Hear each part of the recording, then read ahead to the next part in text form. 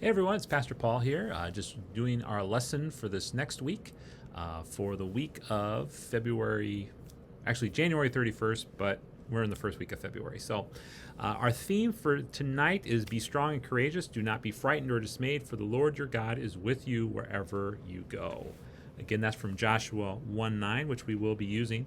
But again, just to give it to you again, our theme is Be strong and courageous. Do not be frightened or dismayed, for the Lord your God is with you wherever you go. So just to let you a couple brief announcements before we get going, and I will send this out as an email as well to your parents as well too. I think for our service project for this month, we're going to have you help out the food shelf for 1 hour. And I'll put a bunch of different days that you can come out. You can come out on a Sunday, you can come out on a Wednesday, whatever day works best for you, and it's just for an hour.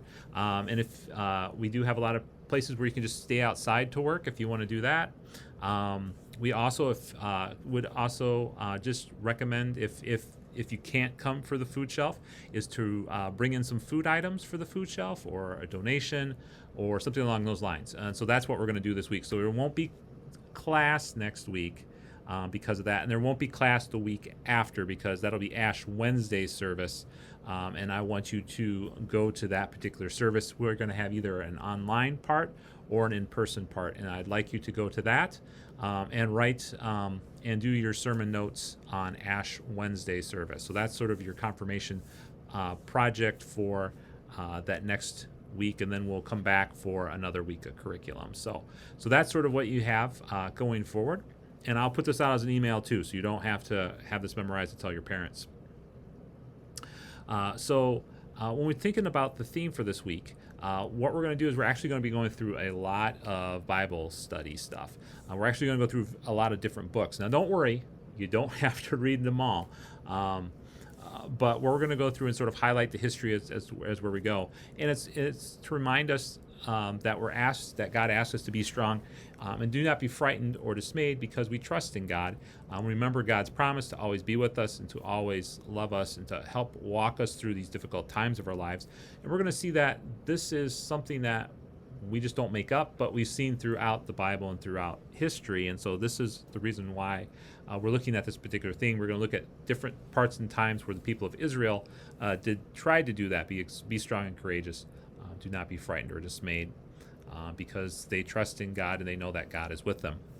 So we're going to be in the book. The first book we're going to be in is in Joshua. Now, if you remember from last time, we were in the book of Exodus.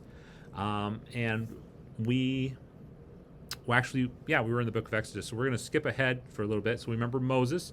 He was the one that set the people free from Egypt. At this point in time, Moses has died. They haven't made it to the Holy Land yet. So the promise that God had made back to Abraham and Sarah and Isaac was that there was going to be land for them, a place, a home for them to be at, because they've always had been wandering. And so this is when there's a fruition of this promise. So Moses has died, and Moses sets the people free, but he does not actually make it to the promised land. So instead, they have a new leader named Joshua, who is the new leader. And so I'm going to have you open up to the book of Joshua. Again, if you don't know where the book of Joshua is at, you can use the table of contents at the beginning. Very good.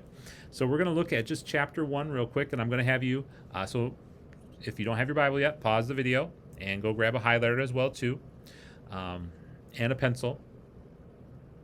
So I'm glad you got all those materials. And so we're going to come back and we're going to take a look at just chapter 1 in Joshua. And so I want to read you a couple of the verses here. Stuff to just remind you, this is sort of a recap of what I just told you. So in chapter 1, verse 2, Moses, my servant, is dead. Now then you and all these people get ready to cross the Jordan River into the land I am about to give to them, to the Israelites.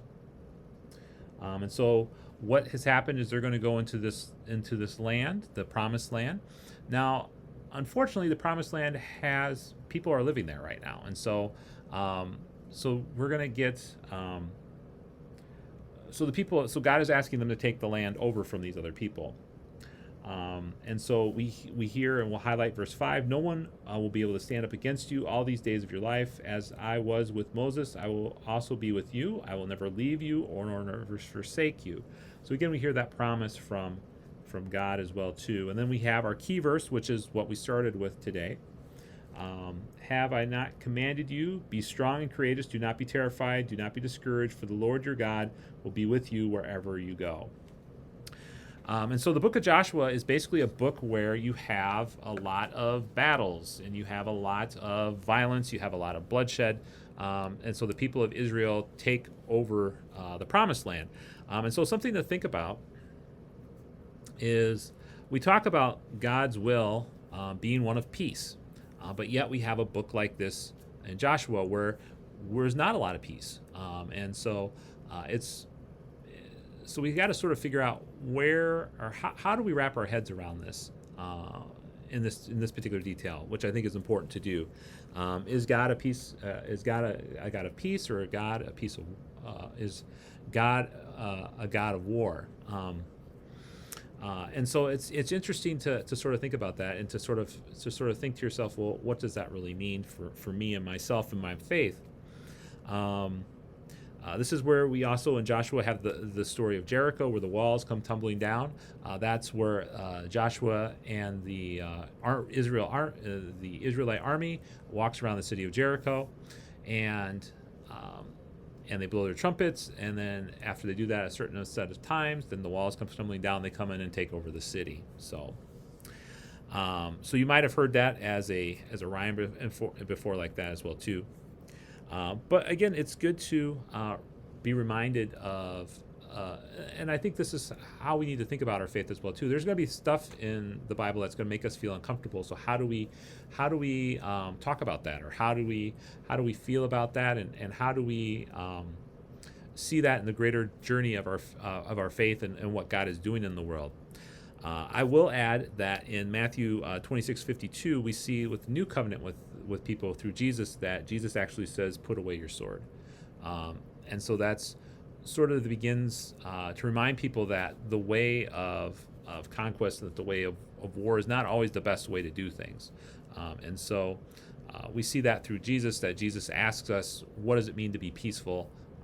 And what does it mean to deal with conflict differently than how the Israelites do? And so that's something to sort of think about too, and just sort of wrestle with. And I'll let you. There's no right or wrong answer. That's the other thing too. You have to figure out for yourself how you sort of think about that in terms of your faith.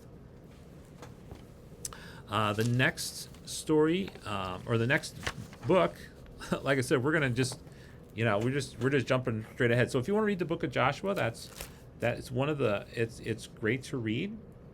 And like I said, if you like sort of like Game of Thrones type of stuff, or if you like a lot of reading a lot about battles and that type of stuff, then you're going to really enjoy the book of Joshua. There's a lot of interesting things in there. And then we get to the book of Judges, which comes right afterwards. And so they've conquered. So at this particular point, the people of Israel have conquered the Promised Land. But they've also been worshiping other gods. And so what happens because of that, God gets mad, and so they don't always win all of their battles.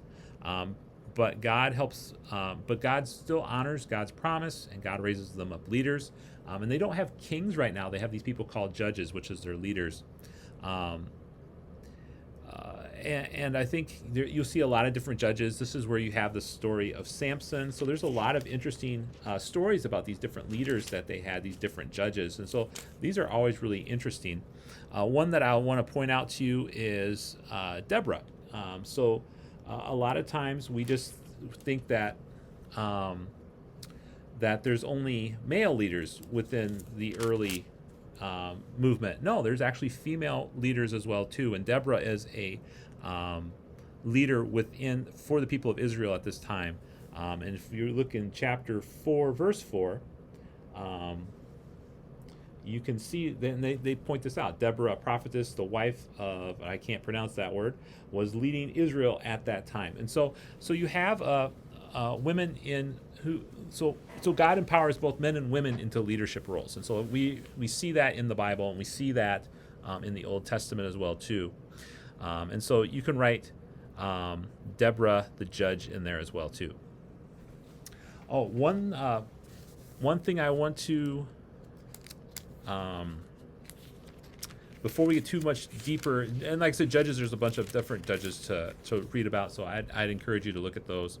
Um, Back into Joshua, though, real quick. So at the end of Joshua, the 12 tribes of Israel, if you remember, those were the 12 sons of Jacob, um, settled on different parts of the land. And then the one verse that they want us to have us to go over is 24:15. But if serving the Lord seems undesirable to you, then choose to yourselves these days whom you will serve, whether the gods your forefathers served beyond the river or the gods of the Amorites in whose lands you are living. But as for me and my household, we will serve the Lord. So this text is just the reminder that that there's a lot of people to serve, and we should write choose the Lord in the margins for this text. Again, it's in chapter 24 of Joshua, verse 15. And all of us, even to this day, we choose who we want to follow, right? We choose if we want to follow money or celebrity or who we want to do. And this text is just reminding, and they were dealing with the same sort of thing. You know, it still was wealth. It might have not been a celebrity, but a different god or something like that. But they are reminded of that we should choose God and choose the Lord. So that's, like I said, right, choose the Lord in the margins. Okay, so we've gone through Joshua, we've gone through Judges, and then we're going to look at Ruth. I mean, again, like I said, you can see the message of God's promise is woven through a lot of different people, and it's not always the people that you think it's going to be. We always think that, well, these people have always, like, these huge people in our faith lives are these people that are very rigid in their religiosity and stuff like that. And it's really, God picks, or we think of these big powerful or famous people in the Bible, and a lot of these people are just ordinary people.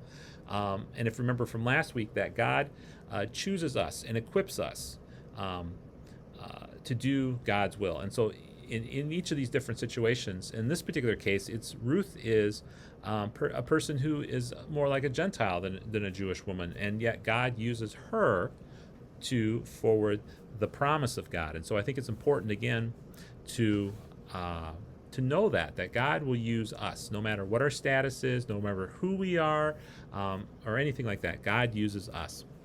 And the one part that they want us to underline is from chapter 1, verse 16. But Ruth replied, "Don't urge me to leave you or turn back from you. Where you go, I will go, and where you will stay, I will stay. And your people will be my people, and your God will be my God." And so you can underline that. Now, traditionally, and write Ruth's loyalty in the margin. Now, traditionally, you might hear this at weddings, but these words were for Ruth and her mother-in-law. And at this particular time, Ruth's mother-in-law had lost her sons, she had lost her husband, and in this particular time and place, that was a very dangerous thing because there was no one to support her economically or to give or to help her with the power dynamics of that particular day. And so it was really hard for her. And so, but Ruth stays with her, and the two of them, God honors God's promise with them. And Ruth becomes the mother of Obadiah, who's the great grandmother of David, and thus the ancestor to the Messiah. So each of these stories, so with Ruth, is sort of a link into who Jesus is. So this is actually one of Jesus's great grandmothers, or great. There's a couple of greats in there. There's going to be a lot of greats in there, but there's some. So Jesus is related to them, and so this is another interesting story about a woman who is not originally a part of God's family, but who becomes a part of God's family and helps show people the promises of God. Then we have both 1st and 2nd Samuel.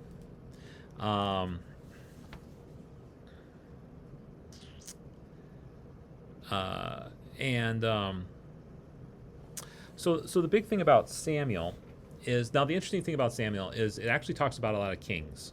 So again, Game of Thrones type of stuff. But what you hear about with this book being named Samuel, it's named after Samuel, who is the prophet who first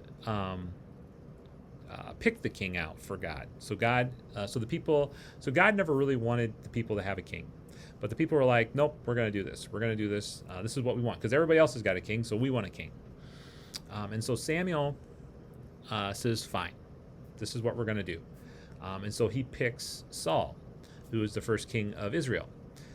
And Saul got a little carried away with himself, and he saw himself more important than God. And so that didn't really work out. Because, again, God is the king, the true king. So then what happened after that is eventually, at this particular point in time, if you ever heard the story of David and Goliath, there was the Philistines were another nation with the people of Israel. They were both trying to have the same land, and so there was conflict between the two. And so at one particular point, the Philistines sent out Goliath, who was this huge warrior. He was over 7 feet tall. He had a huge shield, a huge spear, and nobody in the Israelite army wanted to fight Goliath. And we're like, I could see why, because who would want to, fight this huge soldier? But what they ended up doing was David, and he was just a shepherd, but he had taken on, he had defeated lions before, he had defeated bears, and he said, well, I'll do this. And so they gave him this armor and stuff, and David's like, I can't wear this.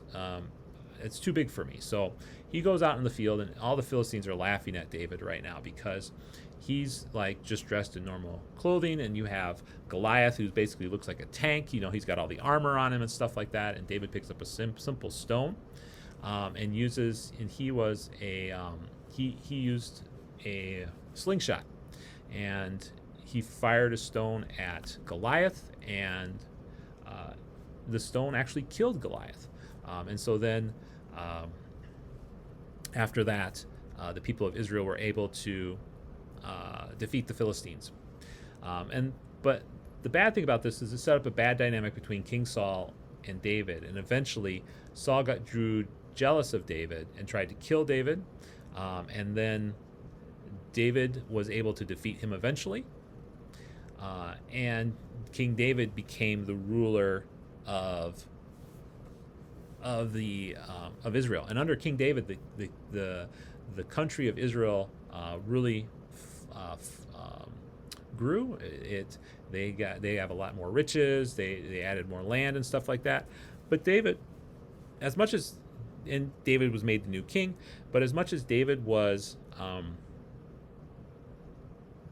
man after God's own heart, we hear this written in the Bible, David still sins. So oftentimes we think of these people as perfect human beings, and they're not. They sin just as we sin. The Apostle Paul writes that we all sin and all have fallen short of the glory of the God. And David sins as well, too. And you can write, in Samuel 11, I'm going to have you highlight verses 2 through 5 and write David sins in the margins, and highlight verse 15, and write David plots murder. And so what had happened was David had fallen in love with somebody else's wife, which is, as we know from the Ten Commandments, is adultery.